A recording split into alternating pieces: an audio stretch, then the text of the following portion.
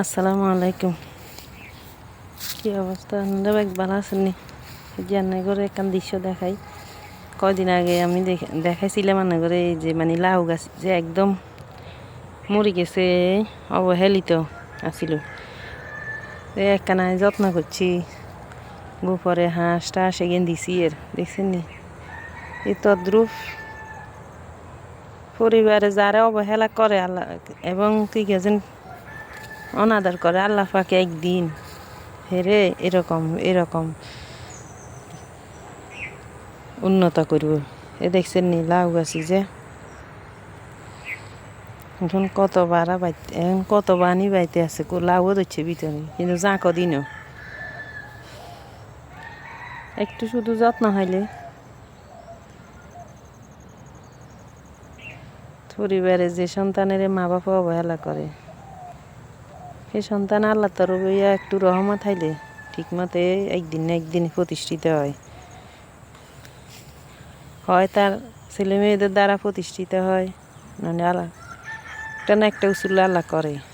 এই তদ্রুপ এসানে ইগে সোঁয়া দিছি, সোঁয়াই যে বাই গেছে, সোঁয়াই গিয়ে বাইতে আছে। একখানা যত্ন করলে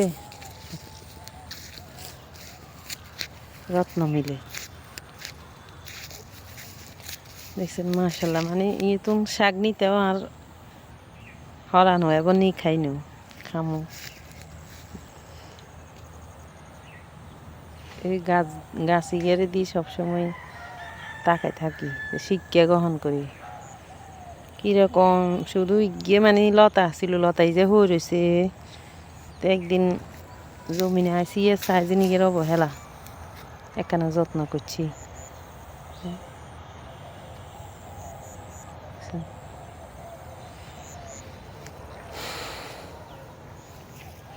আর মাটি হয়েছে সোনা। এই ধন্যে পাতা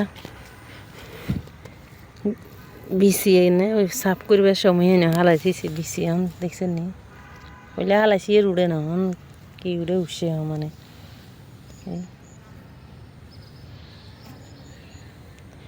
মাড়ি কোনোদিন বেমানি করে না, মানুষে বেমানি করে। মাড়িতে জিয়েন হালাবি নিয়ে নেব।